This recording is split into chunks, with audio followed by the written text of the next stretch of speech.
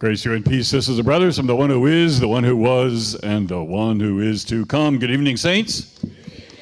Good evening, sinners. We're all here. Good evening, Dr. Braxton.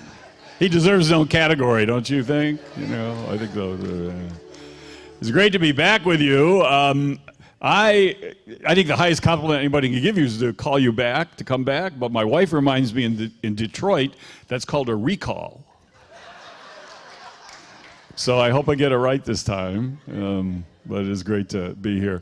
About the same time I was here last time to speak, I just had come from a conference at the University of Arizona where I was to speak in chapel. And the chaplain picked me up at the airport. I'll never forget this, just like yesterday. And my flight was late, so he said, I hope we're going to make it on time. And he said that I've already warned them that they're going to have to sing a little longer. And I said, okay, whatever. And his name was Tom Wiles, a Baptist chaplain. Now he's Anglican, but he was Baptist back then. His name was Tom Wiles, I'll never forget this. And so we are rushing, and you could tell he's a little frazzled and frustrated because we are going to be late, and they kept singing and waiting. And so we don't even park the car anywhere appropriate. We just go to the door, we jump out, and we come in the back. You can hear them still singing. And we come to the door, and I just stopped for a minute, and he said, you want to pray, don't you? I said, I need to pray. He said, I do too. And so he said, let me pray. So I close my eyes, and the next thing I know, he's praying, kneeling down at my feet. And he's taken out a handkerchief.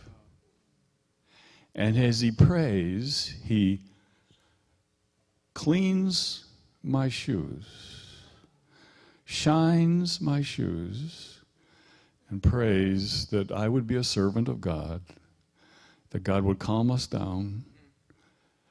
Isn't that a great way of bringing foot washing into the world in which we live? Now, we don't know how powerful this ritual of foot washing was. For the early church, for a while, it competed with communion. Baptism was always a sacrament. I mean, that was key. Even in the catacombs, the date of it. Anybody been to the catacombs in Rome, where the early Christians were buried? There's a date on every tomb, but the date is not your birthday. The date is your death day, which is your birthday into eternity. Okay. And then there was always these baptismal symbols. There was little niches in the walls of those catacombs right where the person was buried, and they would have little baptismal reminders. So baptism was always the key sacrament. But for a while, it was nip and tuck, whether it was going to be foot washing or the Last Supper. That's how absolutely galvanizing and mesmerizing this ritual of foot washing really was to our forebears. Now, I mention this because tonight, we are celebrating the first of what is called the Triduum. Okay, I'm going to say it again, the Triduum. You ever heard that word before? Anybody? Okay. Let me spell it. It's Triduum. Sometimes it's called the Paschal Triduum. Sometimes it's called the Easter Triduum. Sometimes it's called the Holy Triduum. Sometimes it's called the Triduum. But Triduum, it looks like it should be pronounced Triduum, but it's really Triduum. Remember Trinity, Triduum. And it means the 3 days, the holiest days of the year plus one. And the Triduum begins with Maundy, Thursday, then comes what? Good Friday. Then comes, it's also called No Name Saturday because nobody knows what to do with it. I'm just going to make a little prediction. In the 21st century, somebody will discover the significance of No Name Saturday, and will become one of the major, you already heard this word tonight, liturgical celebrations of the church. It's the undiscovered liturgical celebration. It really is the Christian's Earth Day. And then, after No Name Saturday, it comes what? Resurrection Sunday. The 4 holiest days of the year, starting with, what's the word? Triduum. Yeah, and that's what we celebrate tonight. Now, these 4 days give us the whole gospel. The whole shebang. I can give you the whole gospel in 6 words, 3 of which are the same word. And they're all in this Triduum, plus Easter Sunday.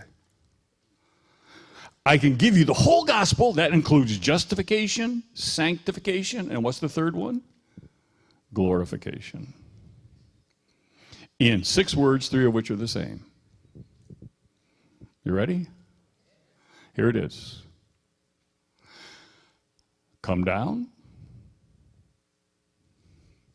Come out. Come home. See, 3 of the words were the same, and they were what? Come. That's the whole Triduum. 6 words, 3 of which are the same. What are they? First is, come down. The next one is what? Come out. And third one is, come home. Now, okay, what are you going, what in the world are you talking about? And Maundy, Thursday, the beginning of the Triduum, is when we begin to learn the meaning of that come down. This is the greatest come down in all of history. It's called the Incarnation, where the very being of God did what? How far down? All the way down. And Jesus, this is why Peter has such trouble. You're not going to go that far down. You see, the holiness code in Jesus' day, remember, Jesus was a Jew. He died a Jew. All right? He did not, I have a friend who wrote a book, A New Kind of Christian, and I didn't want him to write a book because I said, no, Jesus didn't show us how to be a new kind of Christian. He didn't die on the cross to show us how to be a Christian. See, Christianity is what we did to Jesus. He showed us how to be the original kind of human that God made us to be. He's the last Adam. The last Adam came to show us how to bring us back into that garden relationship that the first Adam had. And so God came down to earth. The great come down. Emmanuel means what? So God has a middle name. God's middle name is with. And God with us, that is the come down.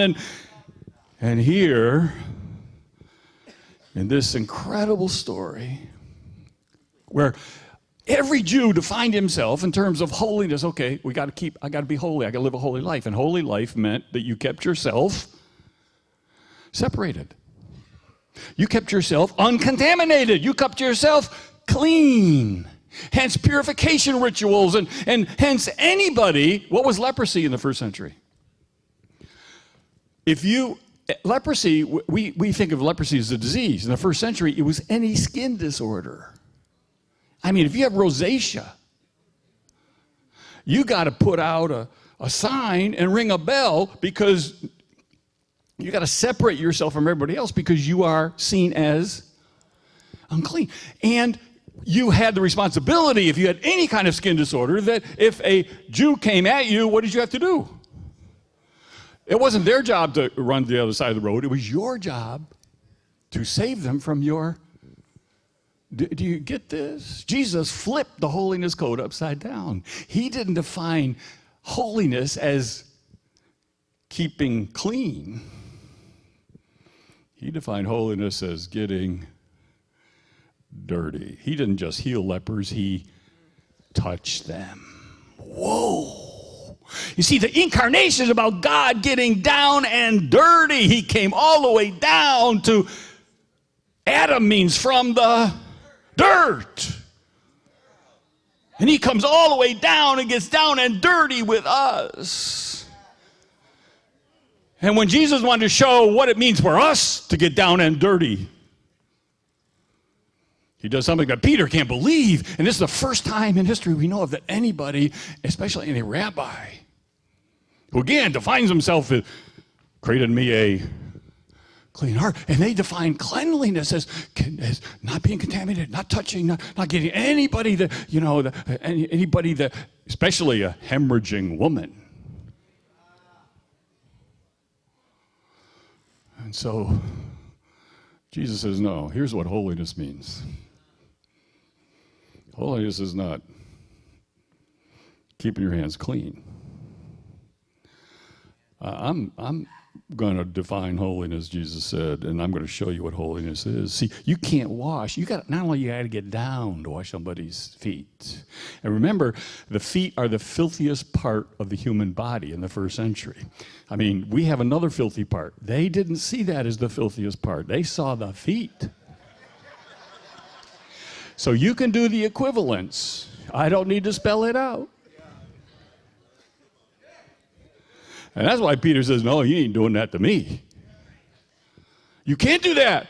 And Jesus said, no, this is what you want to be my disciple, Peter? You cannot be my disciple unless you get this.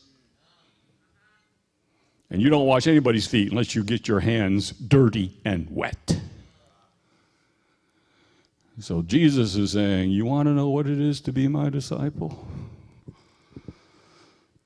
You got to be willing to, what? Come down. How far down? Are you willing to get your hands dirty? Has God got down and dirty? Are you willing to get down and dirty to get your hands? See, I think the question at the pearly gates is, show me your hands.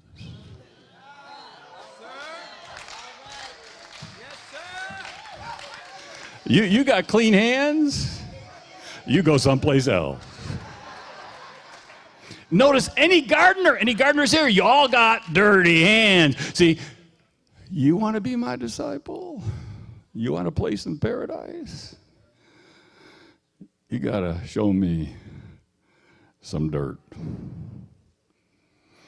Give me a life down and dirty. Come down, come down. Now, Jesus didn't just come down here. And this is not Holy Saturday, but let me just say, how far down did he go? In his life, he went as far down as to get his hands dirty and washing his disciples' feet, and says, now you go and do that to everybody else. Those people, see, you know what grace is? Grace is a gravity that pulls us to down and dirty places. Grace is a gravity that pulls us to down and dirty people. Grace is a grace that pulls us to places we don't want to go. But that's what grace does. And Jesus says, my grace is for you in every place I call you to be. But on Holy Saturday, just think about this. What's the first thing Jesus does in his resurrected form? Does he go up?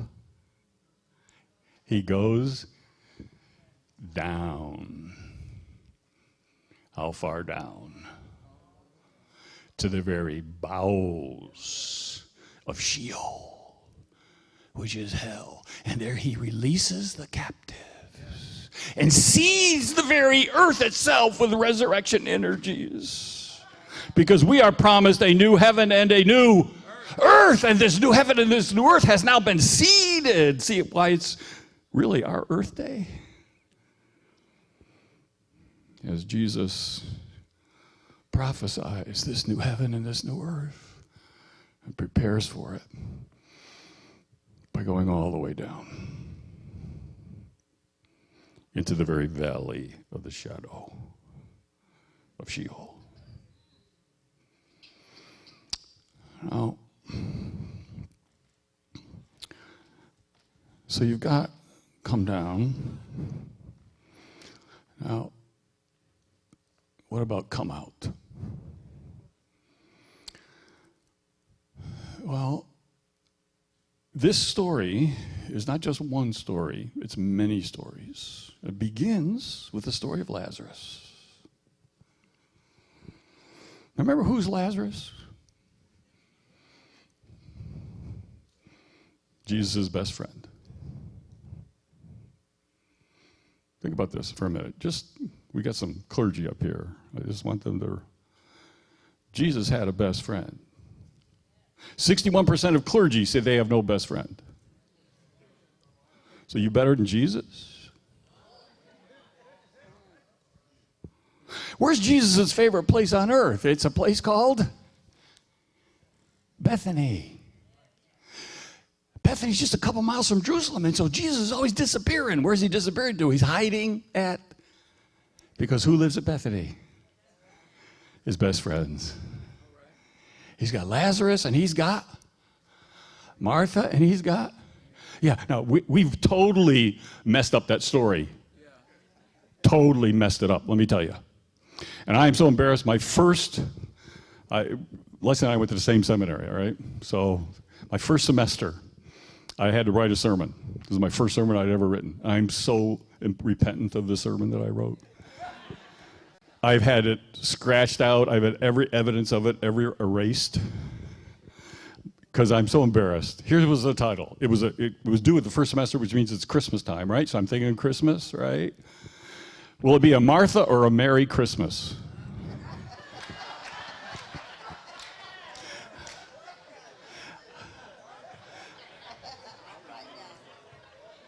And I spend the whole sermon doing what? Bashing Martha. Are you kidding me? I look back at that now and I'm going, sweet, you didn't read the story. You didn't understand the story. Wait a minute.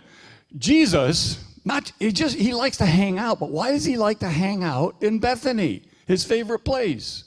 It's not just because Lazarus is there. It's not just because Mary's there. It's because, and why does he love Martha so much? Her cooking. Come on. Jesus is a foodie. I mean, have you read the Bible? Every time you meet him, he's eating. I mean, he's always eating. He's always got food. He loves to eat. I mean, come on. Even Revelation 3:20, behold, I stand at the door and knock, and if you'll open, I want to come in, but you better have some food. Read your Bible. Jesus, the best definition of the gospel I've ever, Jesus ate good food with bad people. And he hung out with bad people. By the way, he died surrounded by bad people. He died as he lived with bad people. Think about it. We think the story is one cross. Story of tomorrow is 3 crosses. Jesus died in community with what? Bad people. In fact, Karl Barth said, this is the first Christian community. Because 1 good, 2 bad, one of whom became good. So who's the first convert in heaven? A convict. First person in heaven is, by the way, today you'll be with me in, we translate paradise, but it's the same word, Ugaritic, Persian, Greek, Aramaic, Hebrew, garden, kingdom of heaven. We're back in Eden. We're going to it, a garden paradise. So you got 1 good, 2 bad, one of them became good. He died as he lived with bad people. That's why they killed him, because he's always hanging out with Down and dirty people.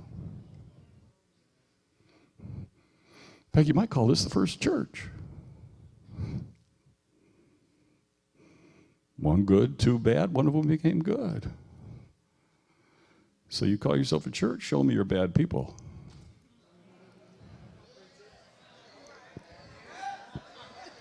I may not get invited back after that. Are you just spending time with good people? What, are you better than Jesus? Oh, he spent his time with. In fact, we know what kind of bad people they were. Who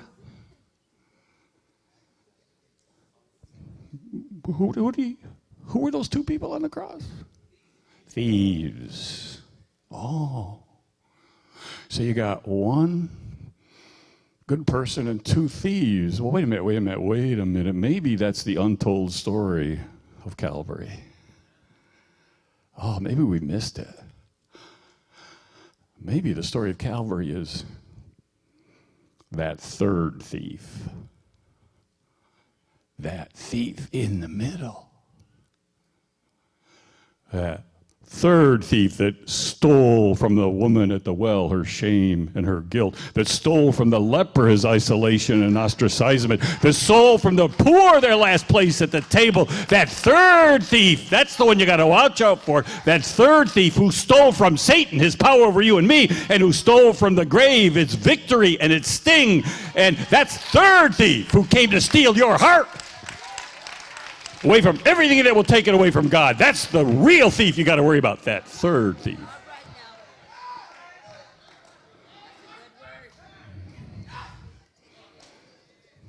Come down. Come out of your graves. Jesus wants to steal you from all that is stealing you from him.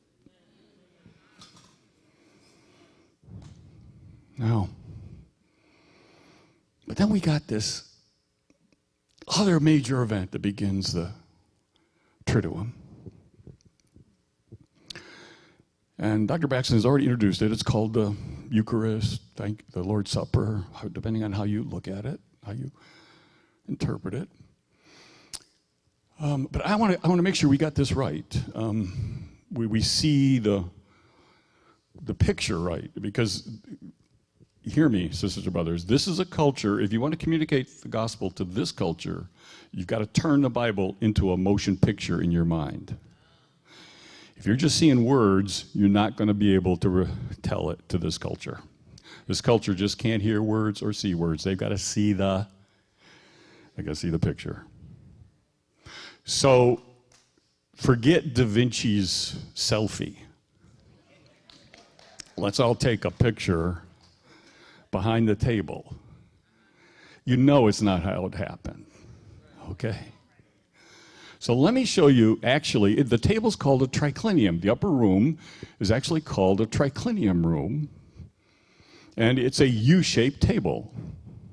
Now the U in the middle was sometimes some triclinium room were a much bigger space, because this is where the servants would serve, but it was also where they could also gather, do some things, but this is the more of an accurate image of what the Last Supper was. Now, there are protocols at the table, and the host always sat at the end, and of course Jesus is the host, but the highest seat of honor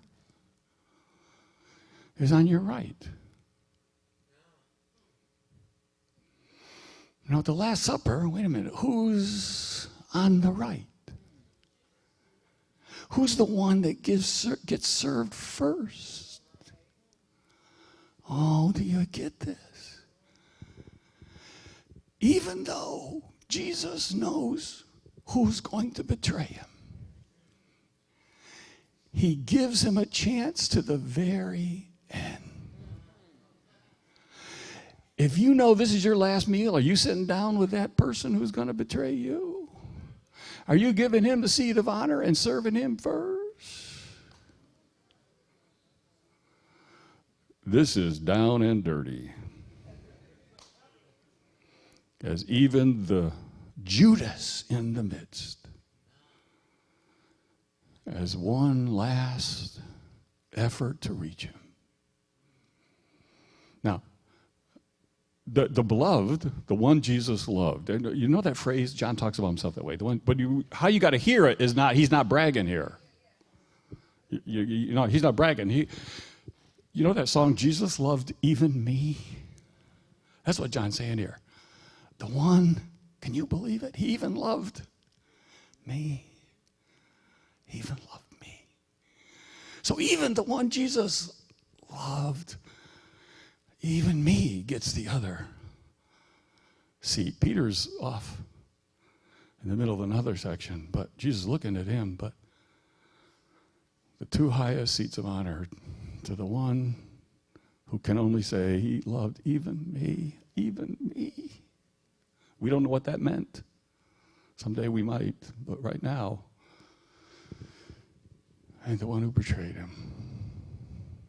Oh. So let's get the story right. At the end of the meal, he took bread and broke it. So in some ways, the Lord's Supper is like dessert. At the end of a meal. So the Last Supper was a significant meal with a symbolic meaning. We've made it into a symbolic meal with significant meaning. But that's not how it was. It was a significant meal that had this symbolic meaning. And then they have this time together where Jesus says, now as long as you gather, I want you to do this in remembrance of me until I come back. That's also why this is called Maundy. Maundy means mandate. We have a couple of mandates. We give it a new commandment to love one another. How? As Christ has loved us. How has he loved us? To go all the way down and dirty. Lay it down. Lay down your pride. Greater love is this, and that you're willing to lay down your life. That's the ultimate down and dirty. So it's a commandment, a new commandment, but also the mandate is to do this. To have a table time, a table meal. Now, after they did this, well, what did they do next? And this is the part of the story that we forget. If I were to say to you tonight, come up with an image of Jesus praying, you could do it. Give me an image of Jesus preaching, you could do it. Give me an image of Jesus healing, you could do it. You give me an image of Jesus eating, you could do it. Give me an image of Jesus preaching, you can do it. Give me an image of Jesus singing, you can't do it. You have no image in your mind of Jesus singing. Nobody in history has painted a picture of Jesus singing. So he didn't sing? Well, he's a Jew. And Jews didn't sing? Are you kidding me? They had a songbook. They sang from all the time. Every day they're singing. You never read the Psalms. The Psalms is the hymn book. They're at the heart of the Bible. You never recited a psalm. If you're going to recite a psalm, you have to chant it. So Jesus is singing. Isn't it amazing? See, we're not even, where's our biblical imagination? We don't know our own story. So Jesus is singing all the time, but nobody has not captured anybody's imagination. And the last thing they do before he goes to the garden, it does say in the Bible he sang. And before they went out, they did what? Do we know what hymn they sang? Sure we do. Because the Hallel hymns, the Paschal hymns that they would have sung at this Paschal meal, Psalm 114 to 118. They're ensemble psalms. They were called the Hallel psalms, and so now we don't know for sure whether he sang one psalm, 114, or maybe he said, let's do 116. Or maybe he said, let's just do the last one. Or maybe he said, let's sing them all. Now, when you singing is a form of praying. So when you prayed in the Jewish tradition, you always change your posture so they cannot be still seated at the table when they sing this song. So do you have in your imagination how you're seeing a picture? Where are they going to gather? Well, they could have stood around the table, but I think they went where?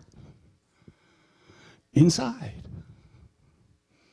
Now, we don't know that, but we know that they had to change their posture, so they had to do something different. Because if you're sitting, you got to stand or recline, but they're probably reclining, but you're not going to, Jesus is going to want them. This is the last thing he does. As a team, he's going to want to huddle with them. And he huddles with them and sings. Will somebody paint this, please? Somebody. So, and then he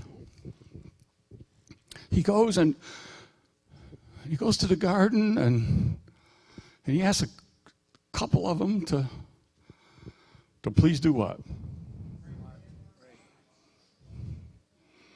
Which means stay awake.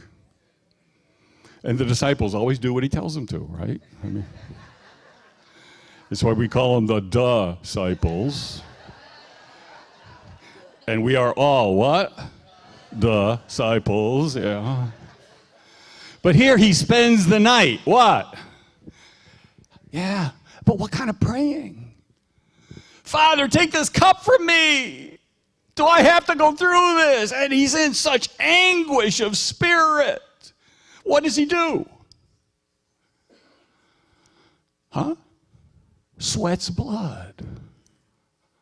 Okay, now what is sweat blood? You think, well, that's no, it's an actual medical syndrome. It's called hematodosis. Look it up. Hematodosis is when you're in such anguish of spirit that you literally scalp yourself. Literally, you scalp yourself. It's called sweating blood, where you lose your skin and you are totally, you wonder why Jesus couldn't carry the cross. Anybody that, first of all, hematodosis, a lot of people don't live after it. It kills them. Because they're just a blob of jelly, just flesh with no skin, no protective layer. You just can't even take a feather over a person like that, and that pain isn't excruciating. And Jesus is in such a God-forsaken place that he's going, Lord, I don't need this, I don't want this, but if it's your will be. But he didn't come at that easy.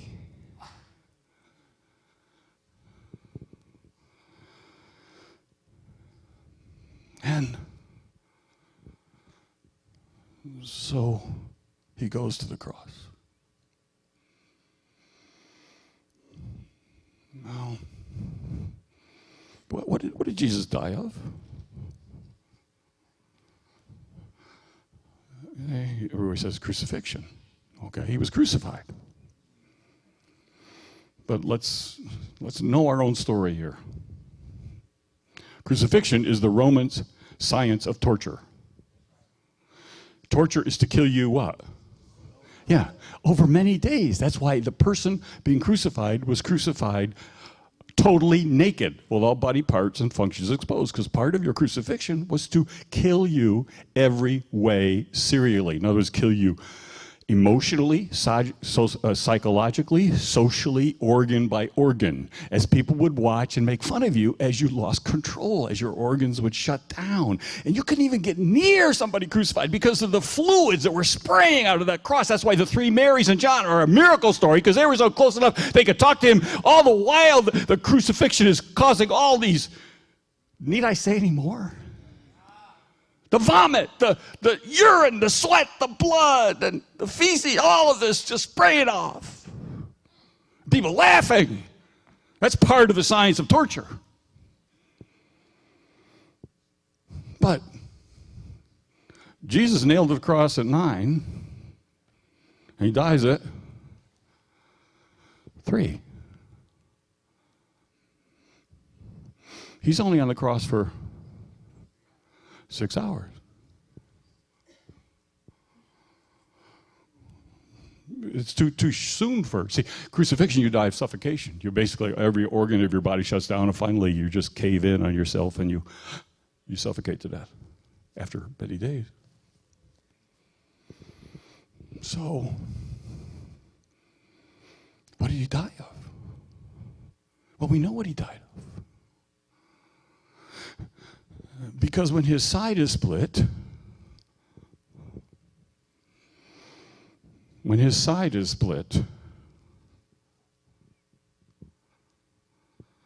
the last Adam's side is split, the first Adam's side is split and a bride is conceived.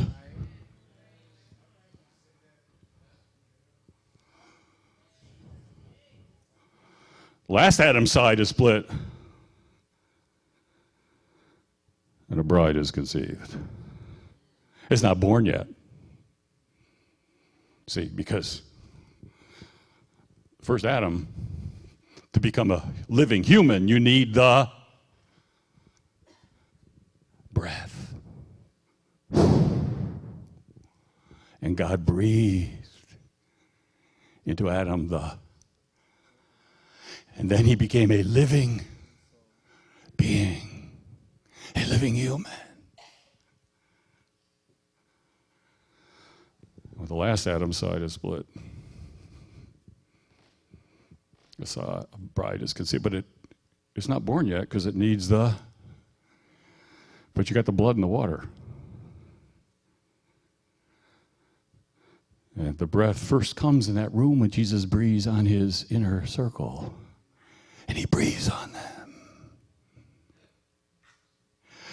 But then the real breath comes with a gale of the Spirit, and the day is called Pentecost. When the birthday of the church, and a bride is conceived and born. But it's only conceived. The blood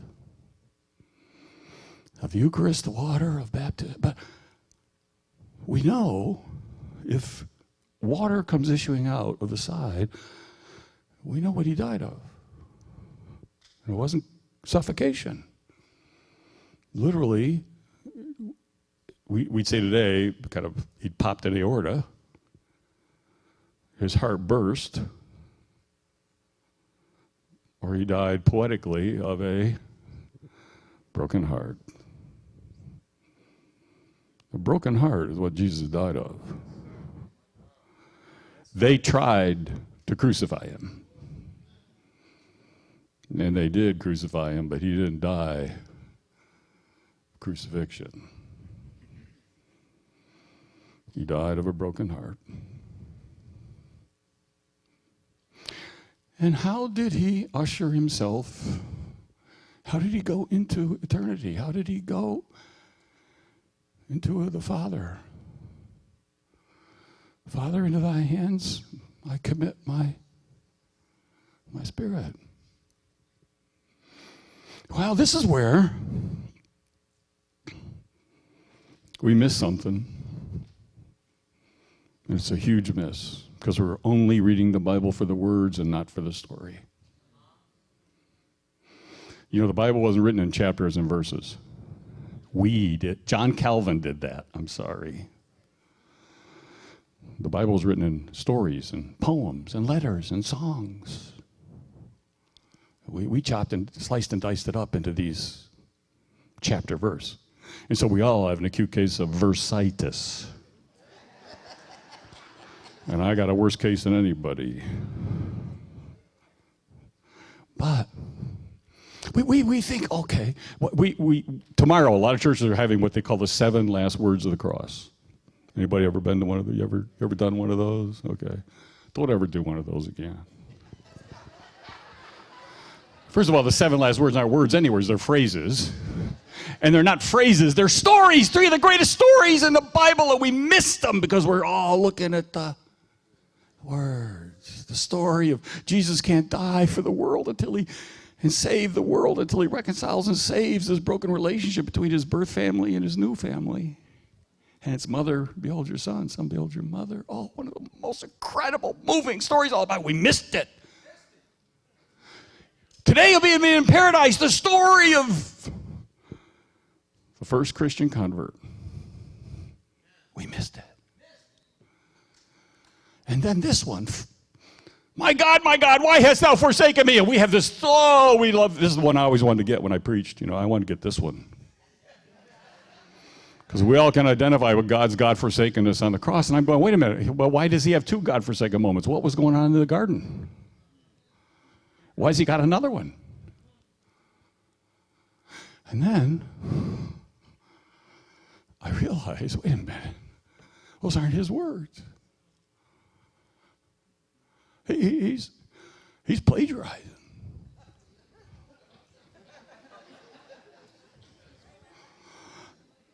He didn't write those words. In fact, the rest of those words, like, I thirst. And, well, the biggie one. It is. See, they're all part of a psalm. And remember, whenever you recite a psalm, you don't say it, you.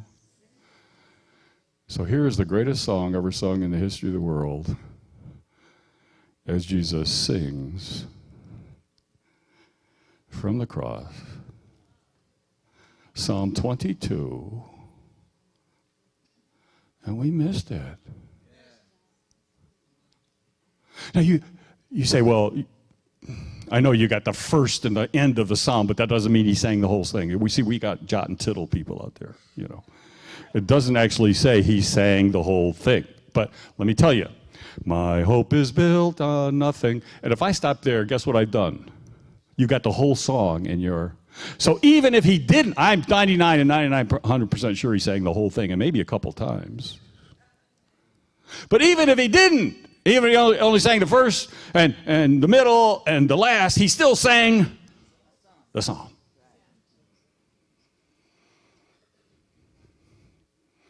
Jesus ushered himself into eternity, singing Psalm 22. And I want you all to stand tonight. We're going to end by our reading together Psalm 22. We're not going to sing it. I'm not going to ask you to sing it. We're just going to stand.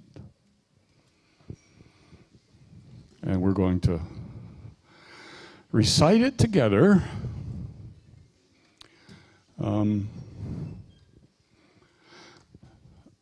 And see if we might have a deeper understanding of come down, come out, come home. Just in this one psalm. Psalms are songs that Jesus sang.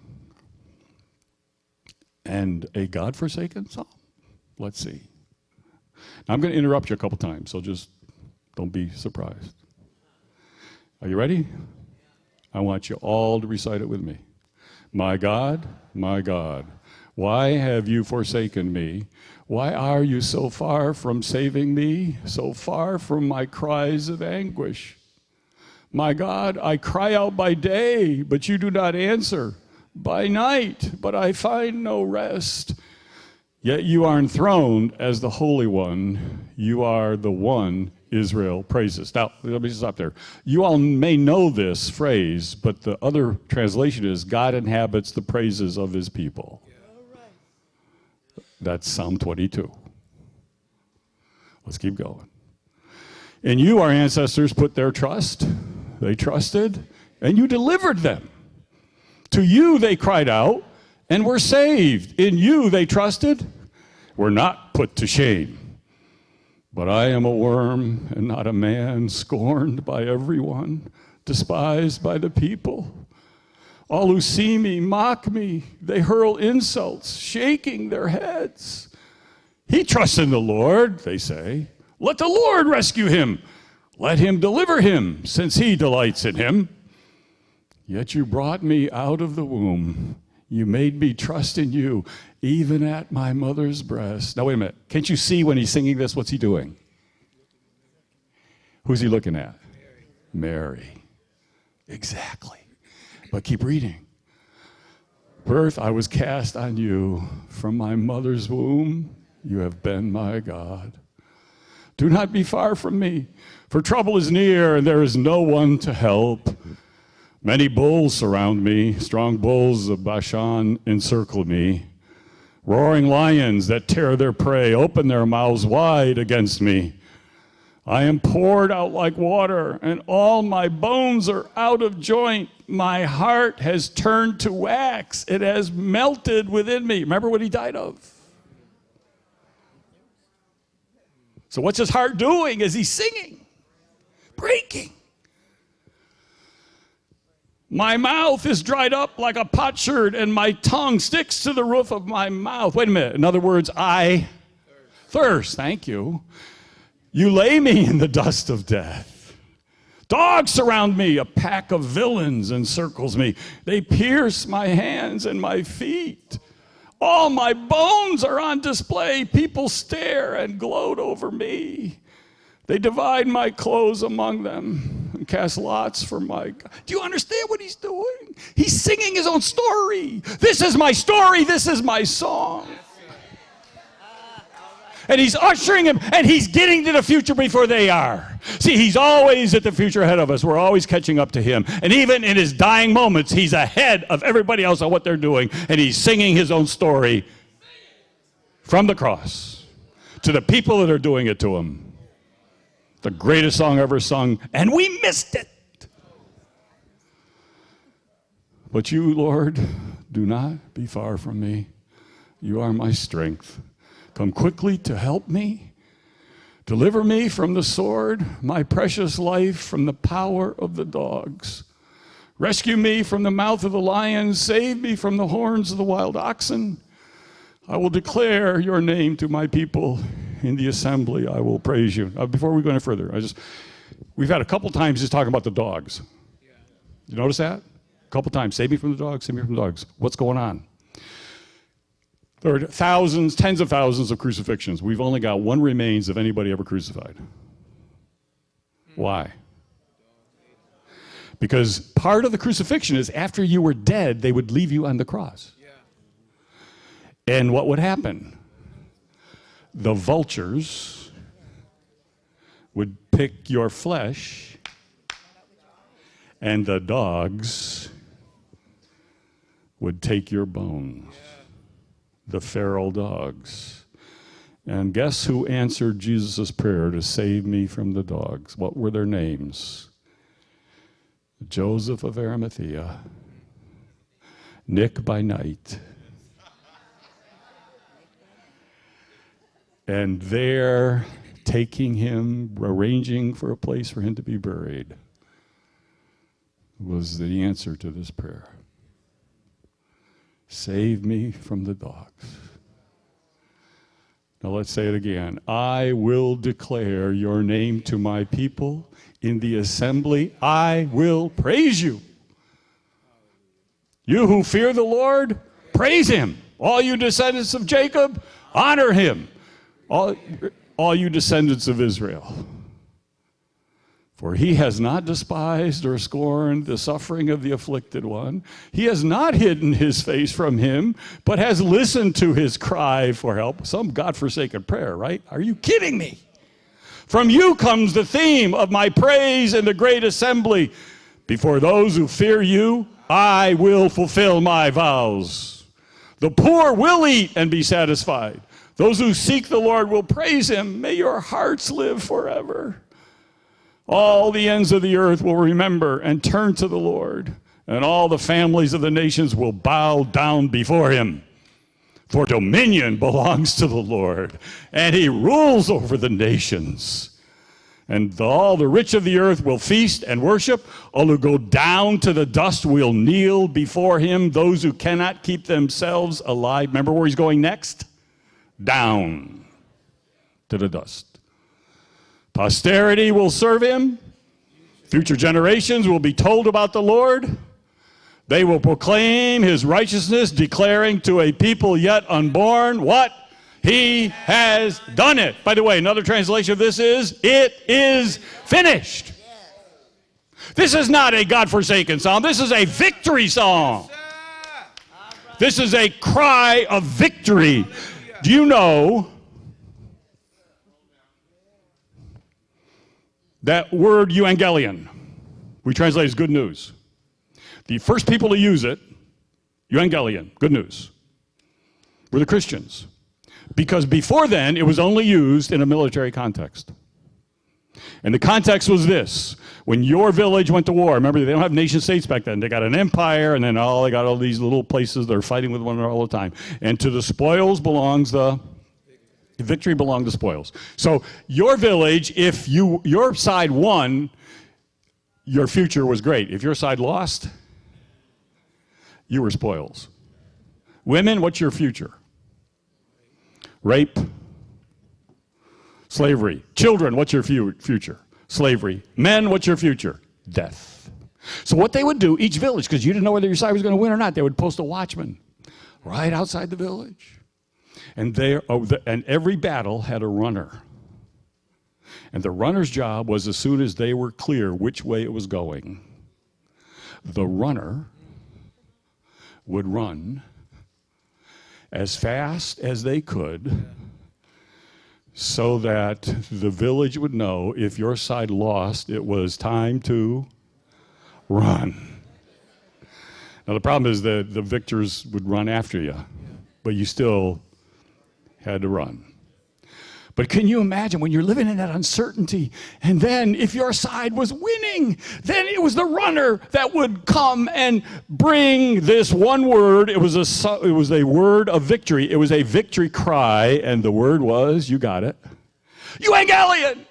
Good news, euangelion. You're saved, euangelion. And these runners would come, and they were known for, they would not stop running, and they were known for their bloody feet. Oh, blessed are the feet of those who bring euangelion, good news. This is a victory cry. Good news, you're saved. It is finished. Mission accomplished. The victory has been won. And by the way, 3 o'clock in the afternoon, Good Friday. Oh, what's going on in the temple? Well, that's when the Paschal Lamb is being slain, the last lamb slain that brings Passover to a close. Oh, by the way, what's the high priest's words to bring Passover to a close when it's all over and the Paschal Lamb is slain? Can you trust the story? His last words were, "It is finished." Because the Paschal Lamb has been slain. But the real Lamb of God, the Lamb of God that takes away the sins of the world. Oh, what a story. It's the truth. It's the way. Come down. Come out from all of your prisons, all of your graves. And one day we will all hear these words. Come home. Time for a real table. Let's pray. Lord, prepare us for this weekend. Prepare us for this incredible moment. A moment is so incredible, nobody can believe it, but yet you first communicated the resurrection message, the first Easter sermon preached by Mary to the disciples, the apostle to the apostles, who they themselves see stacks of dirty linen, but she sees angels where those dirty linen had appeared, and who bring the news, he is not here, he is risen. Oh God, may we come down from our high horses, come down and get dirty in this world, get our hands dirty and wet. Lord, may we call people to come out of those prisons that are locking them in and totally wrapping them in addictions and desires and consumerism and all those things that are making us zombies, walking dead people. May we be open that every one of us must hear one day the call to come home, that we may hear the best words we could ever hear. Well done, thou good and faithful servant. You've gotten down and dirty. You've come out and called people out. Now come home. And all God's people said, Amen. Blessed assurance.